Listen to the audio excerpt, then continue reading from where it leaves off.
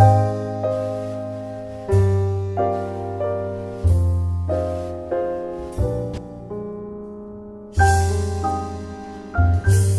so Red got 37 to life in Pelican Bay. And that's all I need to say about him. And what happened after that was, like I said, my son went on what's called a voluntary suicide. And this is important for some family members to know what a voluntary suicide, I'm sure y'all know, but what that is when somebody gets stuck in that survivor's guilt and they can't get out of it and they feel it's all their fault. He thought it was all his fault that she wanted to move away from home. And so what he did was he went out and he put himself in positions where he may get killed because he just couldn't live with the pain anymore. Well, I caught him. Actually, the police caught him and said that he was in the police station and I need to come and get him. I said, you keep him. And they said, well, we can only keep him overnight. I said, well, you just do that.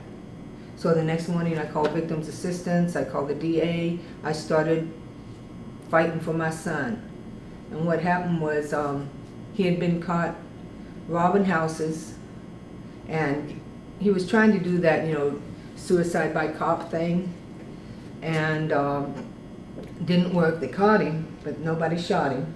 And they put him into juvenile hall, and they called me from juvenile hall and said, well, right now I was in the process of finding placement for my son because of what had happened, because he was becoming a runaway and he wasn't going to school and I needed help to save his life. I'd already lost a daughter, I couldn't lose a son. And that's what I told the DA. I said, help me save my son. I know what I need to do. Because I had called one of my girlfriends when I was calling around places and telling friends and stuff. One of my girlfriends said, oh my God, Debbie, that was Jasmine. I said, yeah. She said, well, my son came home from running away. He had been standing next to somebody that had gotten shot, a kid that had gotten shot and killed, and it freaked him out and he ran away. And he just came back home, and I got him placement in a out-of-state school. She said, he just came home because he said some young girl got shot sitting in a car listening to music, and all the things I'm doing that I never got popped yet. He said, and it brought it home and made it real for me that if this young girl listening to music could get killed, so could I. Easy. He said, and so I came back. She said, my son came back home and I placed him out of state. And I had asked her for help on how to do that. And she had told me. So when they called me about my son, I already had the education about what I needed to do to save this boy. Because that California is where this was all happening, and they have it there where you can't detain anyone. If I put my son in a school for anything, they're training, going to a housing facility where they could help him. If he decided to walk out, he could, and they couldn't stop him. And he was a runaway. So, and he also was ADD, not ADHD, so he was never diagnosed properly because they weren't aware of ADD because he didn't have the hyper element. So he had some learning disability, special needs, and emotional trauma, and he had some emotional problems from those special needs that were never addressed. And then with that trauma and being a voluntary suicide, and they caught him, and then now we're back to where the juvenile hall calls me after they kept him overnight, and they said, you need to come get your son. I said, nope, I'm in the process of getting him placed. And they said, well, you don't understand, you got to come get him. We can't hold him. I said, I'm not coming to get him. He said, then we'll drop him off at your house. I said, I'm not home. They said, don't you understand, lady, we will put you in jail if you do not accept your son. I said, then we'll have the whole family in some place where I'll know where we're at. They didn't know how to deal with that. And so I said, look, help me save my son. He said, ma'am, we see kids like this come through here all the time. They usually end up in prison. I said, well, wouldn't you like to have a success story under your belt? And you got an opportunity to have one now. So now I went from grieving parent, lost a child in a violent crime, to having to fight to save my son who was going down the same path. Now what I'm getting at is preventive. It's like preventive health. You know, it's just becoming popular. What about preventive life for our children? Finding a way when people are coming to us, parents are coming to us, especially single parents that are powerless and the system doesn't have anything that's set up to help them. And they can save that life.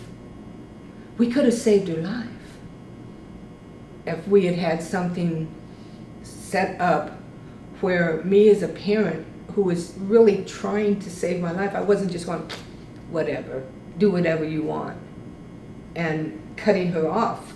I was fighting to try to save her, but there was no laws, there was no organizations, there was nothing that would help me. And now the same thing was happening to my son. But this time I had money, okay? This time I had some cash. And that was the only difference between losing Jasmine and saving my son was $10,000. And that's pitiful. Because I hired a lawyer with my son because he was going down the same path that Jasmine was going down. And I hired a lawyer for my son, and I sued the school district for adequate placement. I got him where he was taken from juvenile hall by an organization called Guiding Hands, which are psych students that do internships for their certification, and they go around and they help transport children to different facilities, and they're called Guiding Hands. I hired Guiding Hands to come out from Utah, and they came out and they picked my son up at a juvenile hall, and I had his little handbag packed for him, and they took him via airplane back to Utah and put him in Provo Canyon School up near what is that thing of, anyway, it doesn't matter. And it was up in Provo Canyon, Utah, and they took him up there and dropped him off, and it was a lockdown facility. That boy was with the Mormons, and he couldn't get out. From one door to the next, open, step in a hallway, lock, open, go into the room. If he did anything that he wasn't supposed to do, they had him write his mother a letter. He got put in a lockdown room, and he had to write a 4-page letter to me. They did things with that boy that making him do stuff that was not above and beyond, but taught him how to be accountable for his behavior. Nobody likes to scrub a toilet with a toothbrush. You know, they did things with him that taught him to be a man of his word. He was turning into a young man. He went from a straight F, getting suspended out of school, not able to graduate out of 6th grade, into a straight A student. So what I'm telling you this is, look at the difference $10,000 made. $10,000 is what it cost me to hire a lawyer and get him placed up in that school, and I won the case. So this is really important for people to understand, that we've got to set something up where we can help people before these things come down. Now, I believe in God now, and I'm cool with God. I understand that God wasn't taking her away from me, that she went home. I miss Jasmine. I don't think of her all the time now. In fact, the anniversary date passed by last year and I didn't even remember it. So my life now is beautiful. I've got a wonderful husband. We have a great life. We live in Texas. Who could say more? And, you know, and it's been good to us, and we enjoy it here. And I've accepted that she's gone. I know there's nothing I can do about it. And I don't like it. I wish it never happened. But bottom line is, I took from that experience and I built a life from it. And y'all program, your Victims Assistance Program helped with that. But when somebody comes to anyone and says, help, my kid this or my kid that, we need to listen. We need to try and find a way to help them out. So that's all I need to say. I think my husband and I, at some point, we want to play a song for you guys. I don't know if we should do it before or after questions. If you're the facilitator, you let me know. And I want to just thank you so Okay. much for sharing your story. I really appreciate it, and you did an excellent job. Okay. And if you guys have questions, just one question at a time for Debbie. We don't want to overwhelm her. Anybody raise your hand, you can start. I had a question. Like when you said out loud that Jasmine was dead, is that when it became real to you, or did it still take a longer period of time to realize what had just happened, what had really happened? At first, it was like I had seen it on the news and it had happened to somebody else and I was just experiencing it, and that it wasn't real. And then it became real, and then it became, at probably about 6 weeks or so, it became real. This really happened.